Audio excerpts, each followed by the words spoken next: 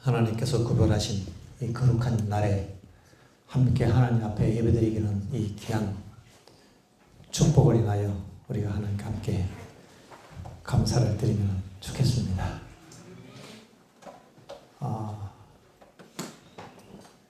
지난번에도 그런 말씀을 드렸는데, 예배를 드린다고 하는 것은 지금 하나님께서 이 예배를 받으시고 우리가 하나님 앞에 있다고 하는 거룩한 의식이라고 했습니다. 우리의 의식이 깨어나야 합니다. 아무리 하나님 앞이어도요, 내가 하나님 앞에 있다는 걸 알지 못하면 진정한 예배를 드릴 수가 없습니다. 살아있는 예배를 드릴 수가 없습니다. 오늘 다시 한번 우리가 하나님 앞에 예배를 드릴 때에 우리가 지금 천지를 창조하신 하나님 앞에 있음을 기억하고 그분께 마음으로 경배하기를 바랍니다. 그리고 이 시간 여러분과 제가 하나님 안으로 들어갔으면 좋겠습니다. 예배는 하나님의 사랑 안으로 들어가는 시간입니다. 하나님의 거룩함 안으로 들어가는 시간입니다. 주님은 우리를 부르시고 초청하시고 우리는 들어가는 것입니다. 그래서 이 예배 시간 선포되는 말씀을 통해서 그 하나님 사랑 안에서 그 사랑을 우리가 한번 맛보고 경험하면서 주님 주시는 힘을 얻게 되는 거죠. 그래서 우리는 하나님의 그 말씀, 하나님의 그 사랑 안으로, 그 약속 안으로 들어가야 하는 것입니다. 오늘은 요한복음 8장에 나오는 한 이야기를 함께 보려고 합니다. 요한복음 8장에 나오는 등장하는 인물은 막달라 마리아라고 하는 여인입니다. 성경에 마리아라고 하는 이름을 가진 여인들이 참 많은데요. 그래서 구별하기 위해서 막달라 마리아라고 이름을 지었습니다. 그 당시에 마리아가 좀 흔한 이름이었나 봐요. 한국의 70년대로 말하면 순자 이런 이름이었던 것 같아요. 그래서 엔간한 보통 여인이 마리아. 그래서 그 당시에 보면 마리아가 참 많았습니다. 예수님의 어머니 이름도 마리아. 마리아, 마르다, 그 외에 마리아들. 예수님 주변의 여자들은 주로 마리아가 많았습니다. 그 마리아들 가운데 특별하게 예수님의 사랑을 많이 받았던 몇 사람, 그 손가락 안에 드는 그 사람 중에 한 명이 바로 막달라 마리아입니다. 부활하신 이후에 처음으로 예수님을 봤던 사람도 막달라 마리아입니다. 특별한 사람이죠. 그러면 왜 이 마리아는 특별한 사람이 되었을까? 물론 여자들만 특별한 것은 아니었습니다. 예수님 제자들 요한과 베드로 특별하게 총애를 입은 사람들이죠. 그러면 특별하게 총애를 입은 사람들은 왜 특별하게 더 많은 총애를 받았을까? 하나님이 불공평하실까? 여러분과 저는 어떻습니까? 여러분들은 하나님의 특별한 총애를 받은 사람들입니까? 아니면 평범한 총애를 받은 사람들입니까? 이 운명을 가르는 것이 무엇일까요? 요즘 출생하고는 별로 관계가 없는 것 같아요.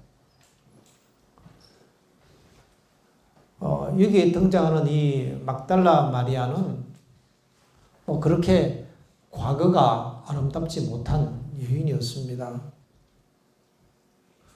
좀 불행한 가정이죠. 일찍 부모님이 다 돌아가시고 3남매가 자기들끼리 살아야 되는 그런 굉장히 어려운 처지에 있었습니다. 부모님이 돌아가시니까 누가 돌봐요? 삼촌이 돌보죠. 사촌들이 돌봐주고. 어른들이라는 사람이 어린 삼남매를 돌봐주면서 커야 되는 굉장히 어려운 여건에 있었습니다. 그게 어린 시절 불행했던 나사로, 마리아, 마르다의 집안이었습니다. 그러니까요, 찢어지게 가난할 수밖에 없지요. 경제활동을 하는 어른들이 없는데요. 안 그래도 그 시대에 다 가난한데 이 집은 찢어지게 가난하고 친척들의 호의로 살아가는 그런 불쌍한 아이들이었습니다.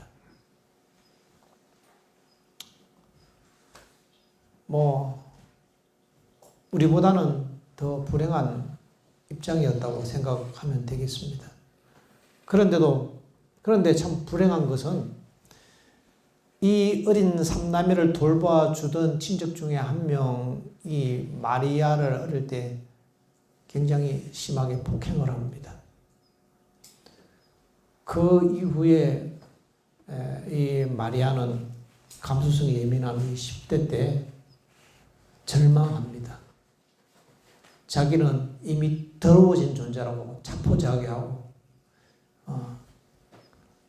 희망을 버립니다.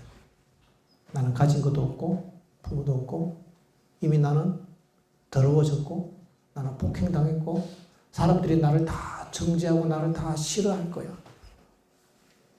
자기 스스로 그 어둠 속에 갇히는 것입니다. 여러분, 사단이 쓰는 무기 중에 가장 강력한 무기가 뭔지 아십니까? 절망이라는 것입니다. 절망. 혹시 여러분에게 절망이 오거든 사단의 강력한 지금 미사일이 자기에게 왔다고 생각하시면 됩니다. 절망 다음에 오는 것이 뭔가 하면요, 포기입니다. 포기. 절망하고 나면 그다음에 포기하는 거예요. 이제는 모르겠다. 될 대로 되라. 희망이 없지요. 사람이 희망이 있어야 살고요, 꿈이 있어야 사는데 이거는 희망도 없고 꿈도 없고 절망 가운데서 포기하니까 살 맛이 안 나는 거죠. 살 수가 없는 거예요. 사람은 꿈이 없으면 살 수가 없어요. 여러분, 꿈을 발견해야 합니다. 희망이 있어야 합니다. 성경은 우리에게요, 희망을 우리에게 불어넣어주는 말씀이고요, 우리에게 꿈을 제시해 줍니다. 사단은요, 너는 안 돼.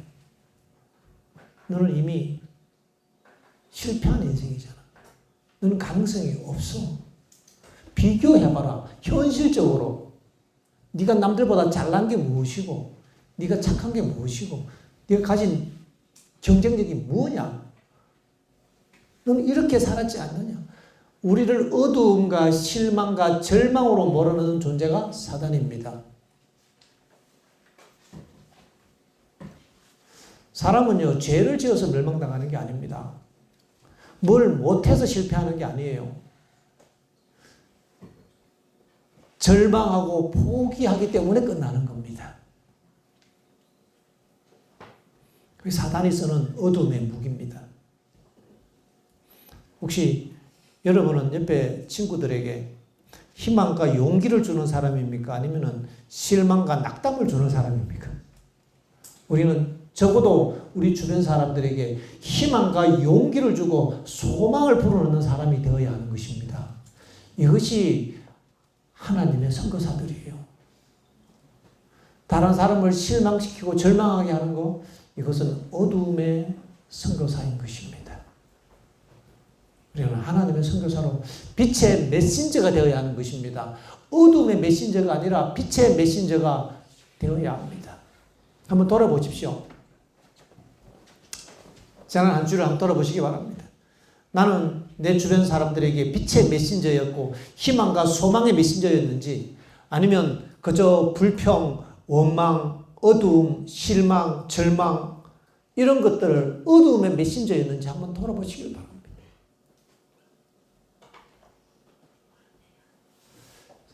사단이 쓰는 무기는 바로 그 절망이라는 것입니다. 절망. 안식일날 예배드리고 감동을 받고 내가 이제 하나님 뜻대로 살아야지. 나는 이제 거룩한 백성으로 살 거야. 나는 이제 죄를 다 끝낼 거야. 하나님 나 이제 회개합니다. 그러고 열심히 시작을 했는데 또다시 넘어지고 자기의 성질과 자기 욕심이 자기를 지배하고 또 넘어지고 또 넘어지고 나면은 그러면은 아이고 모르겠다. 신앙이 이렇게 피곤하냐. 그리고 자신의 그 실패를 바라보고 절망하게 만들고 포기하게 만드는 것이 사단의 무기입니다. 실패와 잘못이 문제가 아니고요. 실패와 잘못의 결과로 오는 절망과 포기와 어둠이 문제인 것입니다. 그래서 의인은 7번 넘어져도 다시 일어나는 게 의인이라고 했잖아요. 그럼 우리는 의인의 삶을 살았습니까? 아니면 악인의 삶을 살았습니까? 악인과 의인을 가르는 기준이 있어요.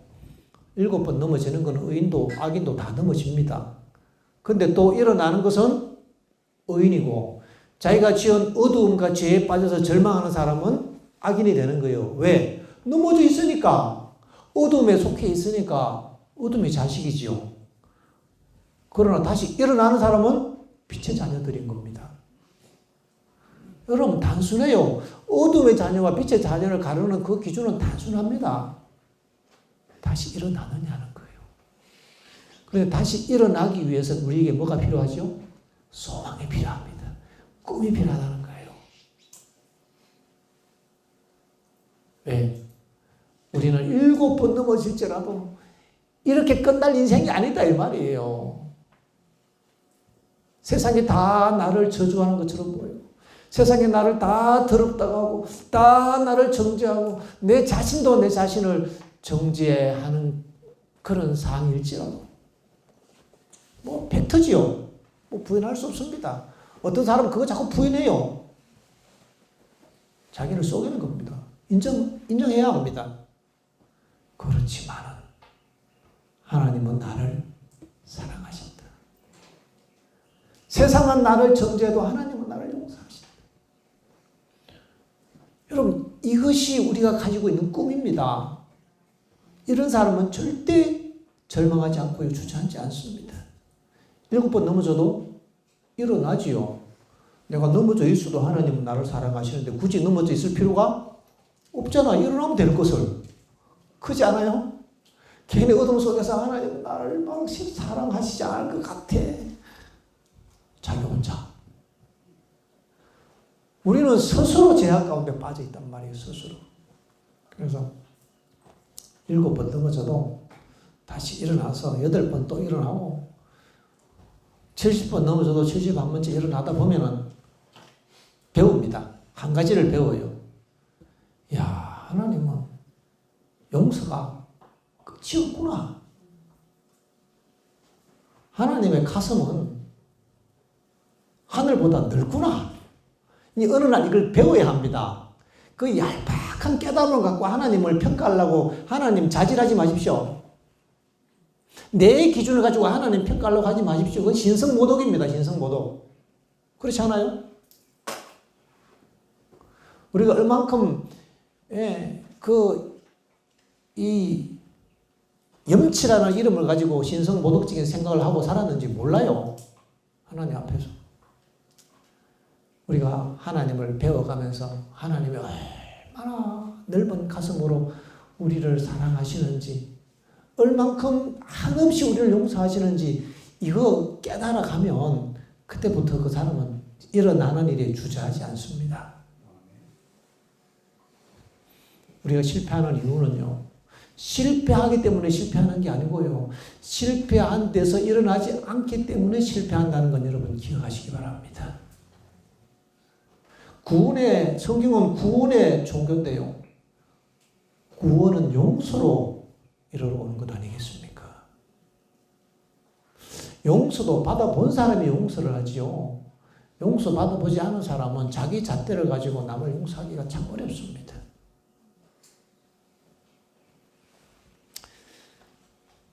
절망하는 이 여인, 절망할 수밖에 없고 희망도 없잖아요. 근데 실패하는 사람들은 희망이 없음을 너무 현실적으로 잘 깨닫고 거기에 자기 자신을 적응시킨다는 거예요. 그게 실패하는 사람들의 공통점입니다. 그러면 성공하는 사람의 공통점은 무엇인가? 자기의 그 현실에, 희망 없는 현실에 자기를 적응시키는 게 아니고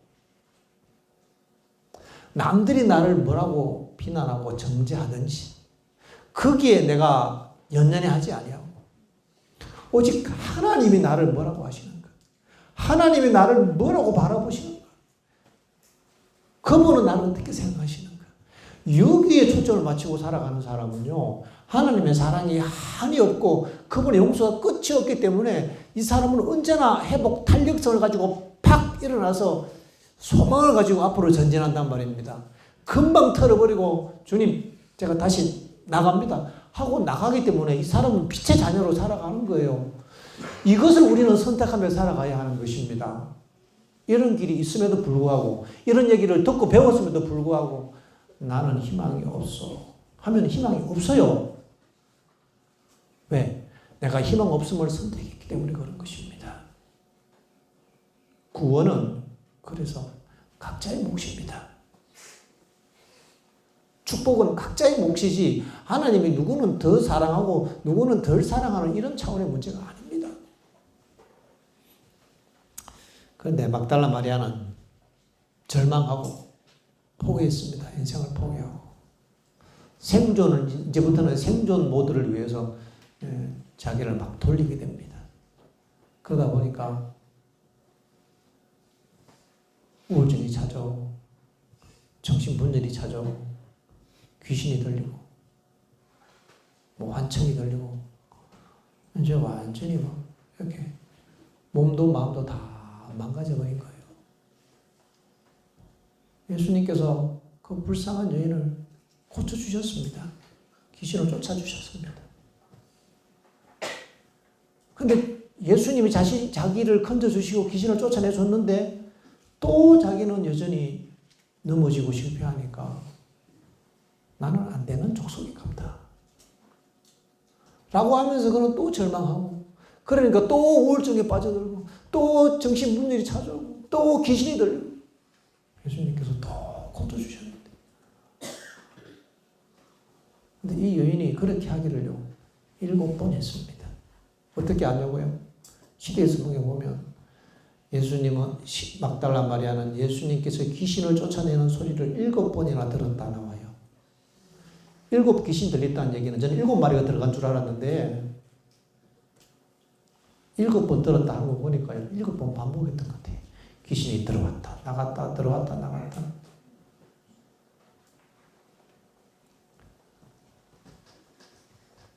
여러분 주님 안에서 소망을 가지길 바랍니다. 스스로 절대 절망하지 마십시오. 그 마음이 굉장히 어두워지고요. 우울해집니다. 우리는 빛의 자녀들입니다. 소망 있는 사람들입니다. 여러분 좀 실패했더라고 좀 잘못했더라도 포기하지 마십시오. 그게 사탄이 좋아하는 겁니다.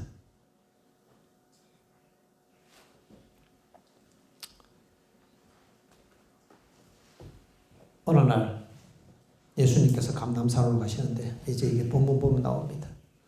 성전 앞에서 제자 사람들을 가르치고 있는데 갑자기 막 시끄러운 소리가 나더니 이 바리새인 서기관들이 여인의 머리채를 잡고 예수님 앞에 그냥 패대기 치는 거예요. 한 여인을 끌고 와서 선생님 이 여자가 간음하다가 현장에 잡혔습니다. 여러분 얼마나 수치스럽고 얼마나 두렵겠습니까? 그 현장에 성경에 보면은 간음한 자는 돌로 치라고 했는데 선생님 돌로 칠까요?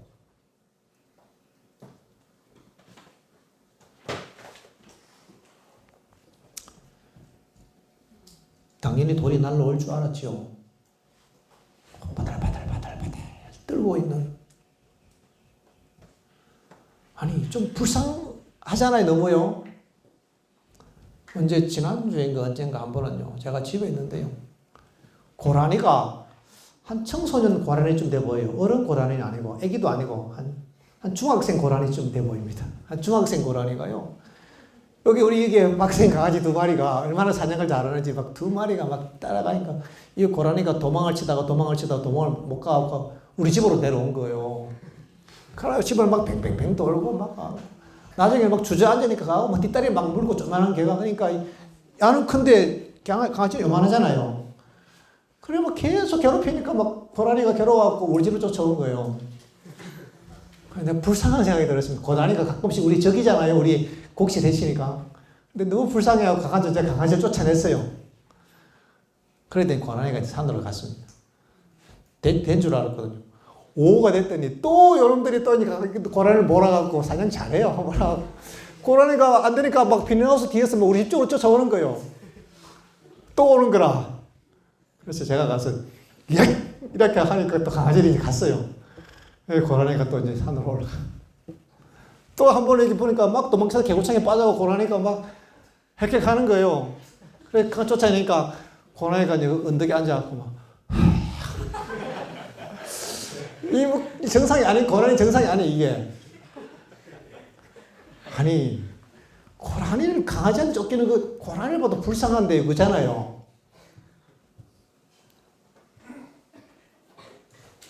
아니 그런데 사람이 그래 무리째 끌려와갖고 이 여자는 현장 현행범이다. 지금 돌로 쳐 죽일까요? 그래서 막 얼굴 새빨개서 바들바들 떨려있는 이 불쌍한 여인, 그 수치와 두려움 속에 쌓여있는 이 여인을 향해서 그들은 성난 얼굴로 막 손에 돌을 들고 치려고 막 이렇게 하는데 그들의 마음속에 동정심이라는 게 없어요. 예수님께서 참 마음이 슬펐습니다. 돌로 치라고 하면은 이 마리아가 죽는 거고, 용서하라 그러면은 로마 법에, 아니, 죽이라 그러면 로마 법에 걸리는 거고, 그냥 죽이지 말라고 하면 성경 법에 걸리는 거고, 뭐, 양쪽 다 걸리도록 지금 트랙을 만들어 놓은 거예요, 함정을. 기적을 베푸셨습니다. 땅에 앉아서 예수님께서 글을 막 적으니까 사람들이, 예수님 대답 좀 하십시오. 대답도 안 하고 적는 거예요. 뭘 적나고 와서 이렇게 보니까요. 자기 일생에 기록된 죄가 쫙 기록되어 있는 거예요. 자기가 그렇게 숨기고 싶었던 죄 없는 자가 없잖아요. 자기가 속으로 생각했던 모든 죄까지 막 쫙 기록되어 있는 거예요. 갑자기 얼굴 벌겋게 하고 고개 푹 숙이고요. 얼른 도망가 버렸어요. 이상하다. 저 사람 왜 도망가지?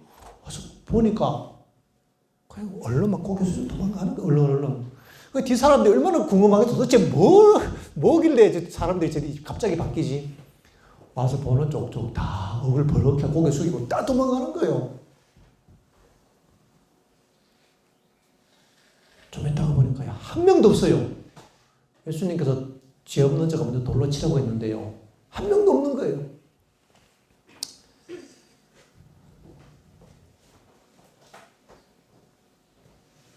(10절입니다) 예수께서 일어나사 여자 외에 아무도 없는 것을 보시고 이르시되 여자여 너를 고소하던 그들이 어디 있느냐? 너를 정죄한 자가 없느냐? 그러고 고개 숙이고 있다가 머리카락에서 이렇게 보니까 진짜 아무도 없어요. 그러고 주여 없나이다. 예수께서 가라사대 나도 너를 정죄하지 아니하노니 가서 다시는 죄를 범치 말라. 예수께서 또 일러 가라사대 나는 세상의 빛이니 나를 따르는 자는 어둠에 다니지 아니하고 생명의 빛을 얻으리라. 여러분 막달라 마리아가 해결을 했습니까? 안 했습니까? 그냥 쉽게 OX로 대답하십시오. 막달라 마리아가 해결을 했습니까? 안 했습니까? 했어요. 언제 어디에 했어요? 여기 8장에 막달라 마리아가 회개했다는 기록이 나옵니까? 안 나옵니까? 그는 현장에서 잡혀서 바로 예수님 앞에 끌려왔잖아요. 언제 회개했죠? 그가 자기 제사를 예수님 용서해 주십시오라고 했습니까? 안 했습니까? 그는 한 게 아무것도 없고 제지 끝나가 바로 끌려와서 지금 죽음이 두려워 오들오들 떨고 있는 그 상황이에요. 근데 다행히 어디로 왔는가 하면 예수님 앞으로 왔다 이 말입니다. 집안을 오든 자기 발을 오든 끌려오든 머리채 잡고 오든 친구에서 끌려오든 어쨌든 예수님 앞으로 오면 좋습니다. 어쨌든 예수님 앞으로 온 거예요. 근데 아직 회개도 하지 않았는데 자기는 절망 중에 있는데 그런 자기 자신에서 굉장히 비참하고 초라하게 부끄러운 가운데 수치 가운데 절망 중에 있는 이 여인을 향해서 예수님께서는 얘기하십니다. 나는 너를 이렇게 본다. 너에 대한 나의 마음은 이거야. 하시면서 나도 너를 정죄하지 아니한다. 예수님은 우리를 정죄하지 않는 분이십니다. 우리는 패턴이 있어요. 내가 죄를 졌으니까 오늘 저에게 내가 회개해야지. 주님께로부터 용서를 받지. 라는 그 패턴에 갇혀서 그때까지 계속 우리는 어둠 가운데 머물러 있다는 얘기죠. 근데 이 요한복음 8장은 그렇게 기록되어 있지 않습니다. 뭐 회개하지 말라는 얘기가 아니고 그 절차를 버리라는 얘기가 아니고 문제는 그 절차나 그 과정이 용서를 이끌어주는 그런 방법의 문제가 아니라는 것입니다. 용서는 예수님의 마음에 속한 것이지 우리의 행위에 있는 게 아니라는 것입니다. 다만 우리가 어디에 있느냐는 거예요. 내가 예수님 앞으로 왔느냐 아니면 어둠 속에 있느냐가 문제인 것입니다. 어쨌든 머리채 끌려서 예수님 앞에 와서 절반이나 벗겨진 채로 부끄러운 가운데 수치 가운데 있는 그 여인을 향해서 예수님께서는 자 이제 회개해봐라. 죄를 고백해야지. 이 정도 되면은 금식을 한 3일쯤 해야 될걸. 그래 하지 아니하시고 너는 염치가 없어도 너무 없다. 7 귀신이나 내가 건져줬는데 이 뒤에 말씀 가서 다시는 죄를 범치 말라는 이 말씀을 보면은요 다시 죄를 범하면 용서해 주지 않겠다는 것을 우리는 해석하지 않아요?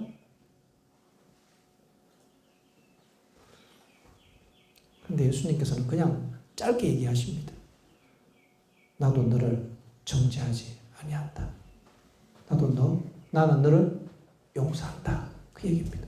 정죄하지 않는다는 얘기는 마리아야, 나는 너를 용서하고 나는 너를 사랑한다. 네가 비록 만신창이어도 나는 너를 변함없이 용서하고 변함없이 사랑한다. 나는 여전히 너를 지지하고 있다. 너는 이렇게 살 인생이 아니야. 너는 특별해. 다 읽어낸 겁니다. 그 한마디에서. 그때 마리아는 자기가 누군지를 깨달았습니다.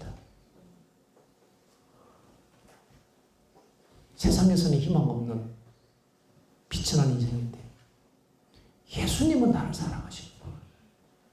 나는 특별한 사랑을 받은 사람이구나. 내가 지은 죄가 아무리 커도 주님은 다 용서해 주셨구나. 거기서 너는 빛을 본 겁니다.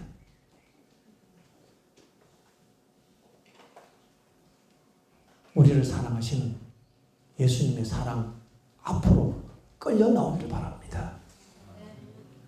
여러분 억지로 끌려오더라도 주님 사랑 앞으로 끌려 나와서 그 사랑 얘기 들으면 믿음이 생기도록 되어 있습니다.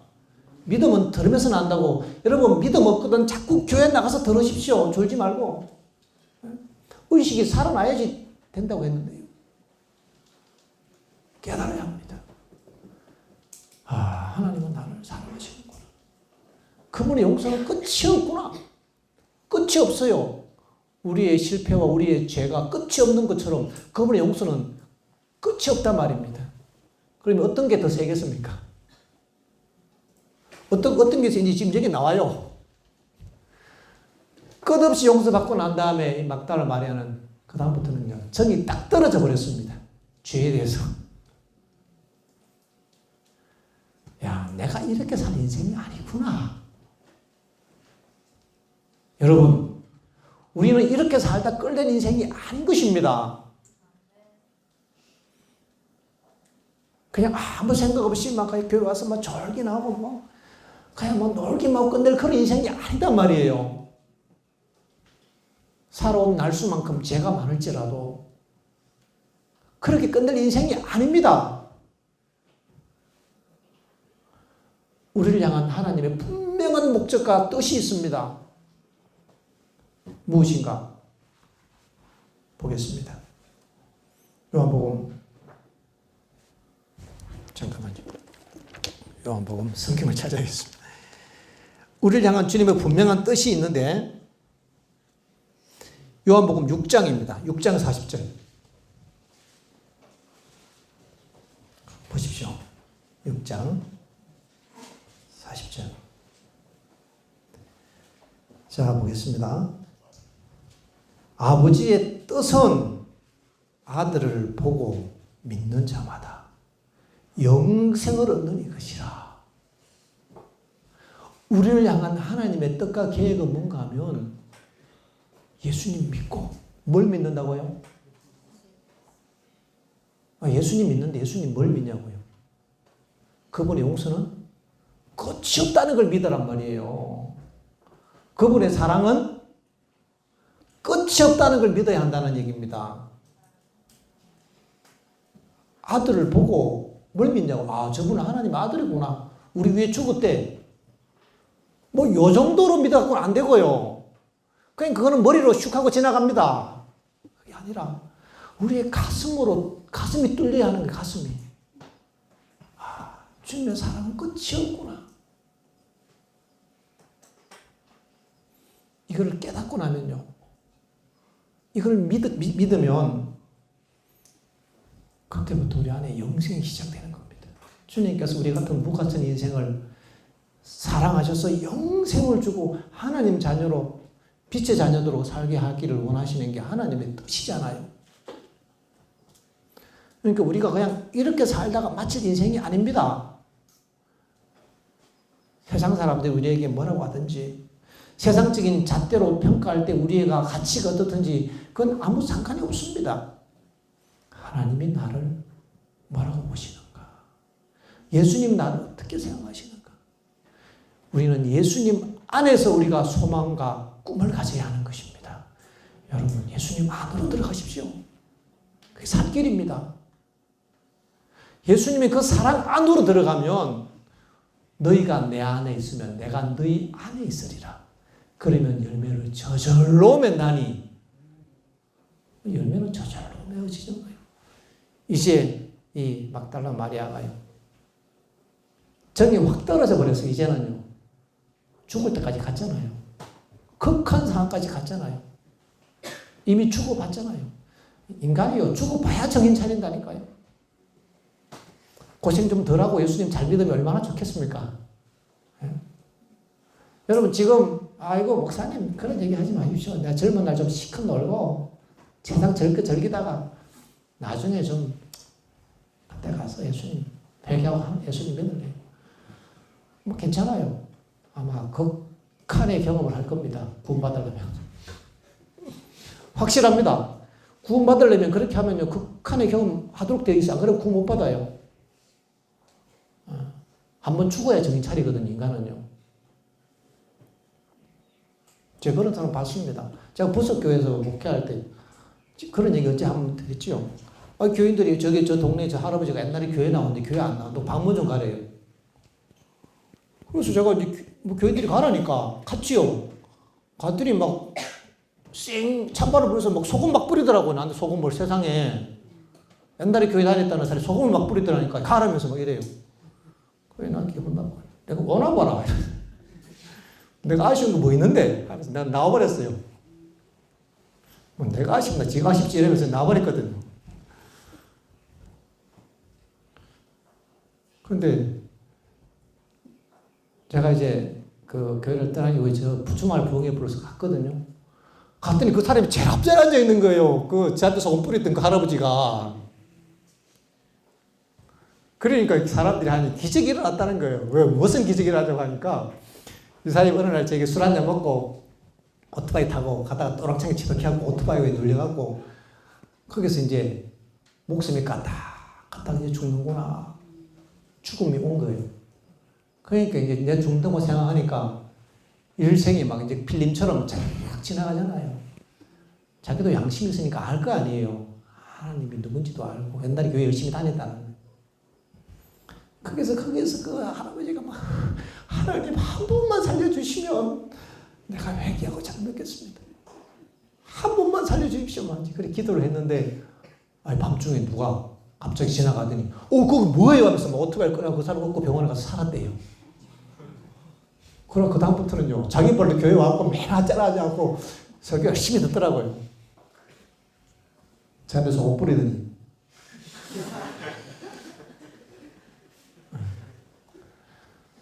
인간이 한번 죽어봐야 정신 차린다니까요.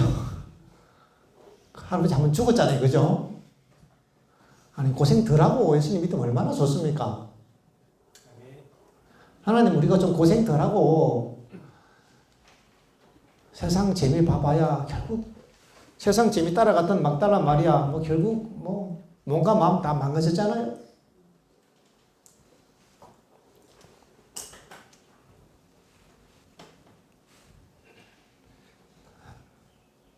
여러분과 제가 하나님의 사랑 안에 거하는 거 얼마나 귀한 일인지 우리가 깨달을 수 있으면 좋겠습니다. 그분의 사랑은 끝이 없고 그분의 용서는 끝이 없고 그분의 가슴은 한없이 넓기 때문에 우리는 오직 주님께 우리의 시선을 고정하고 하나님이 나를 특별하게 바라보시는데 내가 이렇게 살다 말 게 아니지. 요한복음 15장을 보겠습니다. 요한복음 15장. 아버지께서 나를 사랑하신 것 같이 나도 너희를 사랑하였으니 이게 너무 짧아요. 나도 너희를 끝없이 사랑하였으니 이 얘기잖아요. 나의 사랑 안에 거하라. 여러분 예수님 사랑 안에 거하는 일이 얼마나 귀한 일입니까? 말려도 그 안에 거해야 되고요. 핍하게 와도 거해야 되고요. 목에 칼이 들어와도 예수님 사랑 안에만 있으면 죽어도 다시 살고 우리를 얼마나 사랑하십니까? 너희가 나를 택한 것이 아니요 내가 너희를 택하였다. 하나님 우리를 택하셨습니다. 우리를 특별하고 존귀한 자로 택하셔서 우리에게 사랑을 주실 때 하나님 감사합니다. 이렇게 주님의 사랑 안에 우리가 들어가면 저절로 열매가 맺게 되어 있습니다. 우리의 목표는 예수님 사랑 안으로 들어가는 것입니다. 우리의 목표는 우리를 사랑하신 예수님을 우리가 날 바라보는 것입니다. 나의 가치는 나에게 있는 게 아니에요. 나의 경쟁력은 나에게 있지 않습니다. 내 말 잘함, 내 외모가 뛰어남, 내 재산, 내 뛰어난 경력, 여기에 나의 경쟁력과 가치가 있는 게 아닙니다. 우리의 가치와 우리의 경쟁력은 예수님 안에 있습니다. 예수님이 나를 어떻게 바라보시는지 그걸 깨달을 때 그때 우리의 가치는 나를 바라보시는 예수님의 시선만큼 올라가는 것입니다. 이것이 우리의 경쟁력입니다. 우리의 신분을, 우리의 가치를 업그레이드 시켜야 할 것입니다. 이것이 우리 자신을 바라보는 가치관이 되기를 바랍니다. 주변 사람들의 평가나 나의 지금까지의 나의 삶의 역사나 내 자신의 모습, 그것이 내 자신을 바라보는 가치관이 아니고 그것은 사실이지만 진리는 아니다 이 말입니다. 사실은 인정하고 진리는 믿어야 하는 것입니다. 사실은 뭐하고? 인정하고 진리는 믿는 거죠. 진리는 뭐예요? 이런 나를 예수님은 사랑하신다는 겁니다. 그것을 우리가 믿는 것입니다. 그럴 때 우리에게는 소망이 있죠. 항상 우리는 희망이 있는 것입니다. 그래서 우리가 이런 사랑으로 옆에 동료들을 격려하고 사랑해 줄 때 우리는 옆 사람들에게 희망과 소망을 불어주는 사람들입니다. 하나님의 사랑을 전하는 사람은 세상의 빛으로 드러나는 사람들입니다. 너희는 세상의 등대라, 세상의 빛이라고 있지 않습니까? 이 안식일 우리 자신을 바라보지 말고 그저 아무 생각 없이 예수님 사랑 앞으로 머리채 잡혀서라도 그 앞에 나오기를 바랍니다. 그리고 나를 바라보시는 예수님의 그 눈을 바라보십시오. 그 눈하고 눈과 눈이 부딪힐 때 만날 때 그때 눈물이 나도록 되어 있습니다. 베드로가 예수님 세 번 부인하고 예수님하고 눈 마주쳤을 때 그때 자기를 바라보는 예수님의 그 사랑의 눈빛을 바라보고 그는 거기서 깨진 겁니다. 사랑이 이기는 거예요. 사랑이 사람을 변화시키는 것입니다. 사랑이 녹이는 것입니다. 주님의 사랑이 여러분과 제 삶을 녹이고 변화시켜서 사랑의 열매를 맺게 해주시기를 간절히 바라면서 오늘 말씀을 드리겠습니다.